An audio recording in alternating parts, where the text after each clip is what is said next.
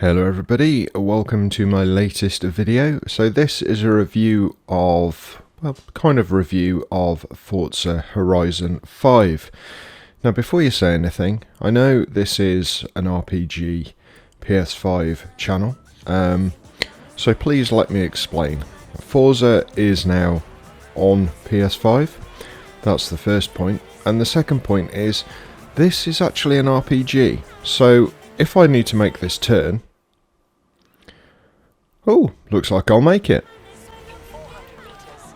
There you go. See, it's all based on dice rolls. So, it perfectly fits with the theme of this channel. Oh, that's terrible. I'm going to fail on this one. Oh, you see, it is. It's directly correlated within the dice rolls. No, all jokes aside though.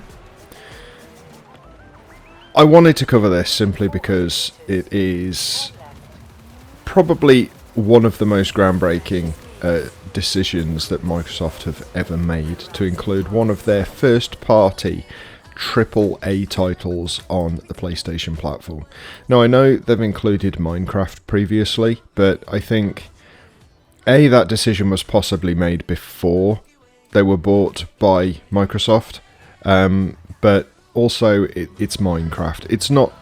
It's a massive deal in as far as it's a really big game and very popular, but it's not a big deal in as far as how much it probably costs to make. I think that is what I'm trying to say. But anyway, that's all of the fun, weird stuff out of the way. What is the game actually like? So, for those who don't know, and there are some of you who probably don't know, Forza Horizon 5 is an open world street racer, and I say street in the loosest possible sense because depending on the iteration you play, you actually play on dirt tracks as well as streets. Now, a bit of background for racing games for me. I've always been into racing games, basically from the very first Gran Turismo on PlayStation 1. I've just absolutely loved this type of game. Now, I have a problem with Gran Turismo 7 in as far as all of the races are rolling starts. There are no grid start races at all, and I do not like that. You always start from the back and you have to basically make your way through the entire pack. Now, it doesn't mean it's not a good game. I think from a physics perspective it's really good. It's not the best any longer, but I think there are real simulators like iRacing out there which just, that's all they focus on. Gran Turismo is still trying to be a game. In the loosest possible sense, it's actually more trying to be a car enthusiast's heaven in effect. It very much is a let's tell you all about the history of motor racing, which necessarily isn't what everybody wants. My favourite open world racing game has got to be Midnight Club. Now, it's a very different type of affair from this game, but it is a similar in as far as you basically race or drive to an event and then that event takes place. Where it differs is that's more of a, how should I say, a gangster style game. You basically play as a guy who's racing for pinks with other people, pink slips being a car's ownership document in the United States, and you are basically trying to make a name for yourself. This game takes more of a MotorStorm approach, so it's all based on a racing festival. Now that's not necessarily a bad thing. It's not my ideal situation for a game like this. I much prefer to be that more realistic street racer kind of affair rather than an organised event, but it kind of works in some respects. Now, from an actual driving perspective, this is definitely more arcade than simulator. Now, I've got a TVR Cerberus Speed 12. It has been souped up. It does stick to the road like it's glued, which obviously isn't realistic. It is a lot of fun though. So if you're looking for a fun racing open world game This game kicks the pants off Need for Speed. Let's just add some dice back in just for effect. That is actually to highlight something. So, in roleplay games, you fail a dice roll, you spend a willpower or some other pool that you might have, and you can redo that particular task. In this game, you do have a rewind function. Now, this appeared in games quite a while ago. I think it was Grid that first put the rewind function in. I might be wrong, it might have been Forza, but rewind function is quite a good system for a single player game. Now, as soon as you go into multiplayer, obviously the rewind function doesn't work, which kind of makes sense. I don't know how you can rewind everyone else's race for them. But it kind of makes sense here, so I use it when I'm playing solo. Now, one of the key differences with Forza Horizon than any other open world game is the ability to race against what they call driver tars. So it's basically an almost AI generated counterpart from other real people.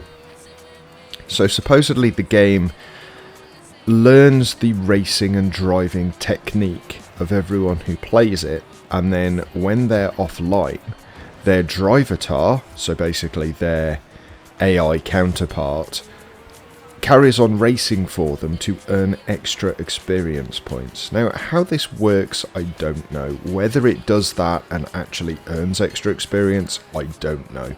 But that's supposed to be what it does.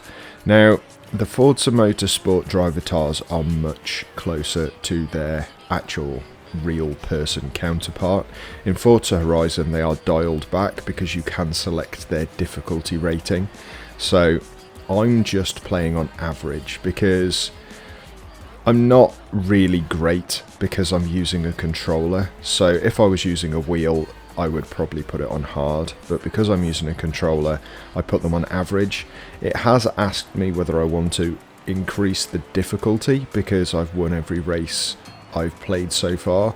However, I have had to use the rewind function a fair few times, so to me that means I'm not ready to go up a level.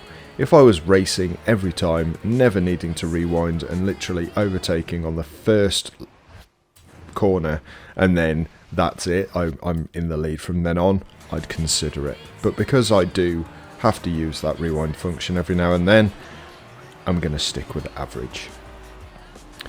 So visually, it's really impressive. Microsoft have made the very bold statement that the PlayStation 5 Pro is actually the best place to play one of their games.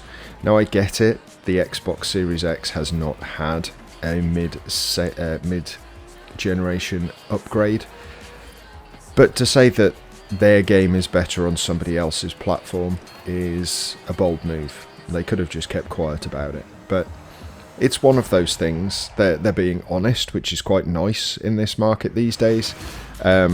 So if you are playing on a PlayStation 5 Pro, just be aware you are playing in the best place you can, which is really nice.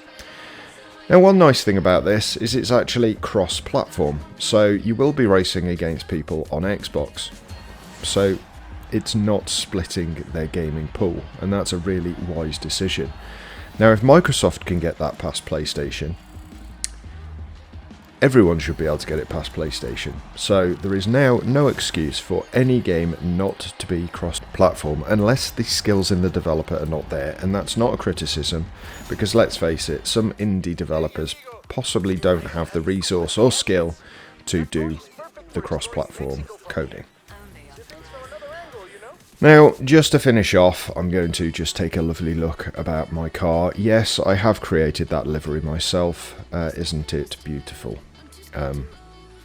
Don't kill me. I like racing spec style liveries. I don't like all these picture style ones. They're more street racers.